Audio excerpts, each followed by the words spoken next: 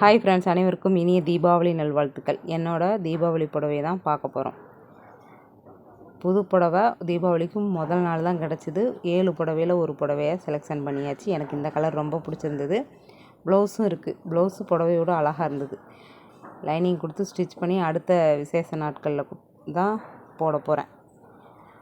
புதுசு வாங்கி ஸ்டிச் பண்ணி தீபாவளி அன்னைக்கு புது ட்ரெஸ் போட்டு கொண்டாடுறவங்க ஒரு விதம். புதுசாக வாங்கி வச்சுட்டு அடுத்த விசேஷத்துக்கு கட்டுறது 2வது ரகம். புதுசே இல்லாமல் செலிப்ரேட் பண்ணுறது 3வது ரகம். புதுசு இருக்குது ஆனால் புது நைட்டியை போட்டுட்டு சமையல் பண்ணுறது 4வது ரகம். இந்த மாதிரி அடுக்கடுக்காக ரகமாக பிரிச்சுட்டு போகலாம் இல்லத்தரசிகளை. இதில் நீங்கள் எந்த ரகம் அப்படின்றத சொல்லுங்கள். 2வது ரகம்.